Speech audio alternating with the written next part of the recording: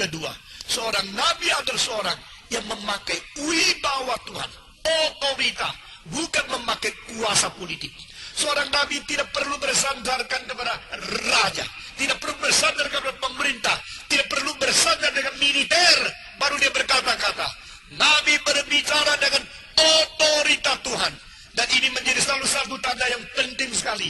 Di dalam kekristenan, kalau bicara tentang beradab, tapi otoritanya tidak ada, gereja menjadi suam, saudara-saudara. Saya mengharap semua, khususnya yang belajar teologi, atau mereka menyerahkan diri mau menjadi hamba Tuhan, percaya dan pikir baik-baik akan kalimat ini. Pada waktu bicaranya itu masih ada, pelajaran yang baik masih ada, doktrin masih benar, tapi otorita tidak ada. Gereja mulai menjadi suam. Saudara-saudara, pada waktu saya berkhotbah di Irlandia, di dalam World Missionary Convention, dan seorang mengatakan, where are you from? Saya bilang Indonesia. What church are you? Saya bilang Reform Church. How come you confess you from Reform Church? Mengapa yang mengaku dari Reform Church? Do you know that Reform Church is a dying church? Gereja Reform itu gereja yang mati. Banyak gereja Reform sedang mati. Well, how come you call yourself Reform Church? I said, I should be honest, I'm from Reform Church. Dan dia, okay, you're from Reform Church. Orang itu menghina Reform Church, menghina agama Reform, pelajaran Reform. Tidak lama kemudian setelah saya ikut khotbah, orang Inggris itu datang kepada saya, Sir, now I know your Reform is different from other Reform. Engkau orang Reform yang berbeda dengan Reform yang lain. Saya tanya, what is different? Yeah, other Reform are dying, but your Reform is burning. Reformnya orang lain sedang mati, reformmu sedang berapi-api, sedang membakar. Saudara-saudara, saya sekali lagi minta sudah perhatikan, doktrin ini boleh benar, dan semua orang bisa belajar doktrin benar, tetapi di dalam pelayanan, api, urapan, kuasa, otorita yang mendampingi, itu lebih penting daripada hal-hal yang lain. Sekarang saya melihat di dalam gereja masa kini ada dua gap, dua kelemahan dari dua kubu. Yang satu berdoktrin benar tapi tidak berapi-api. Yang satu lagi berapi-api tapi doktrinnya tidak karu-karu. Saudara-saudara, itulah sebab sebelum saya meninggal dunia saya mengharapkan sesuatu pertemuan mulai dari pelayanan saya dulu. Mari kita mempunyai mentalitas sebagai seorang nabi, mempunyai firman dari Tuhan. Tapi tidak ada firman Tuhan yang tidak diberitakan dengan api Roh Kudus. Tidak ada firman Tuhan yang diberitakan tanpa otorita yang mendampingi dia. Itu sebab saudara-saudara, Nabi bersandarkan panggilan Tuhan. Nabi bersandarkan otorita dari Tuhan. Dan Nabi bersandarkan firman perkataan yang langsung dari Tuhan. Maka dia berani berkata-kata. Saudara-saudara sekalian, Nabi bersandarkan pengabdian dia sepenuhnya kepada Tuhan. Tanpa kompromi. I am serving my Lord. I am pleasing my God. Nothing else. Saudara-saudara, ini namanya simplicity. Ini namanya hati yang murni, karena tidak ada motivasi yang lain. Berbahagialah mereka melayani Tuhan tidak dengan motivasi campuran. Itu sebab Tuhan menyenangkan orang yang melayani dia hanya dengan motivasi murni. Maka kita harus menyingkir segala campuran motivasi dari pelayanan kita. Kita mengapa melayani? Karena dipanggil. Kita kenapa melayani? Karena kita milik dia. Kita kenapa melayani? Karena kita menyenangkan dia. Kita mengapa melayani? Karena selain dia tidak ada yang kita boleh melayani. Kita melayani Tuhan di dalam menghadapi persoalan dan kebutuhan manusia. Kita melayani manusia di dalam pengawasan dan penyenangan Tuhan Allah. Kedua ini sudah bercampur. Mentalitas Nabi menjadi satu keindahan yang bisa dilihat oleh orang lain. Saudara-saudara, orang yang bodoh adalah orang yang menganggap diri pintar orang bodoh. Itu orang paling bodoh. Sekali lagi, orang yang paling bodoh adalah orang yang merasa diri pintar yang lain bodoh. Itu orang paling bodoh. Saudara-saudara, orang sekitar kita yang sekolahnya tidak tinggi, orang pinggir-pinggir kita yang pengalaman kurang banyak, yang kelihatan bodoh-bodoh, toh setiap mereka ada pengalaman hidup yang mungkin kita belum jelajah ke situ. Berapa hari ini saya coba tanya-tanya sama tukang parkir, sama-sama orang jualan di pinggir jalan. Kira-kira siapa presiden? Ya kalau Habibie gawat. Ini orang dah jujur kok bisa jadi presiden. Kalau menang pasti karena uang. Nah saudara-saudara, saya tidak katakan siapa lebih baik dari siapa. Karena ada kelemahan.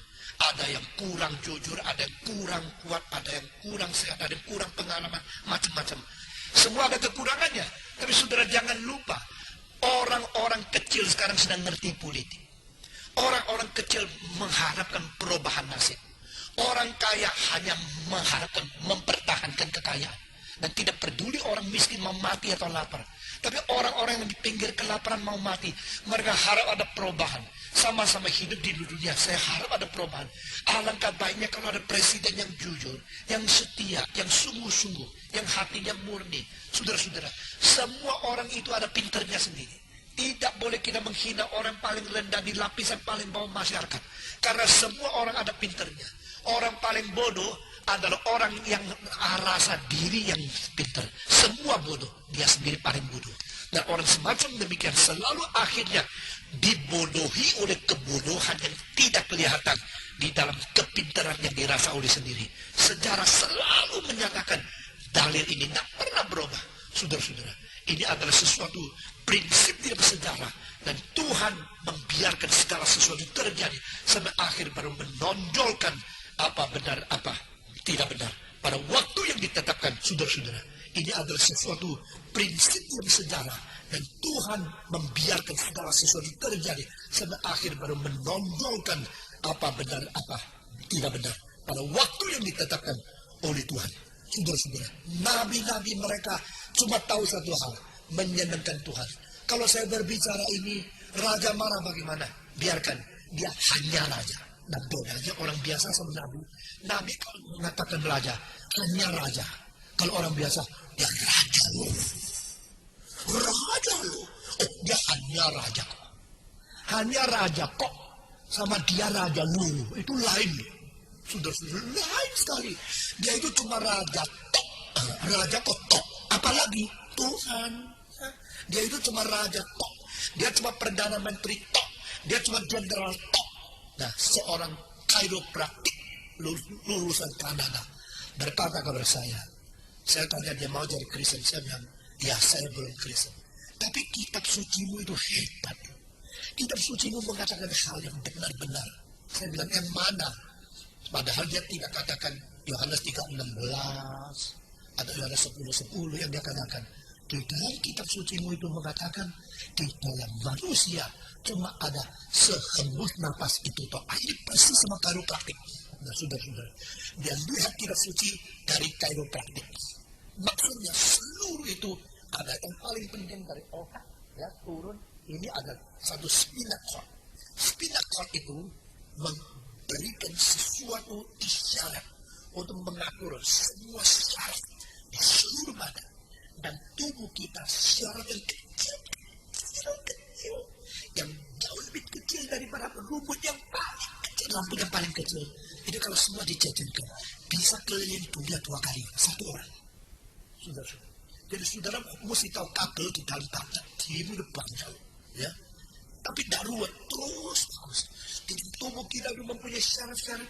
Kalau semua dijajar itu bisa mengelilingi dunia 2 kali satu orang loh.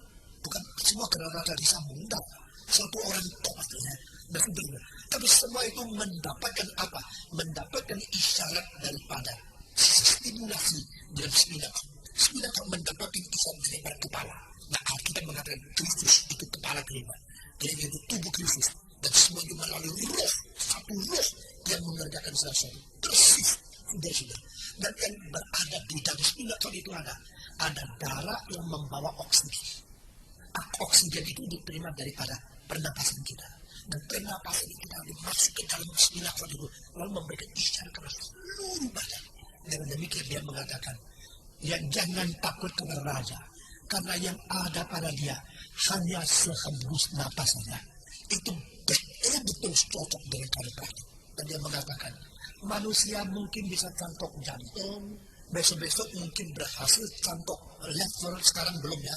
Kalau lever di cantok mungkin belum 2 tahun pasti mati. Manusia bisa cangkok hidung, bisa cangkok mata, bisa cangkok apa.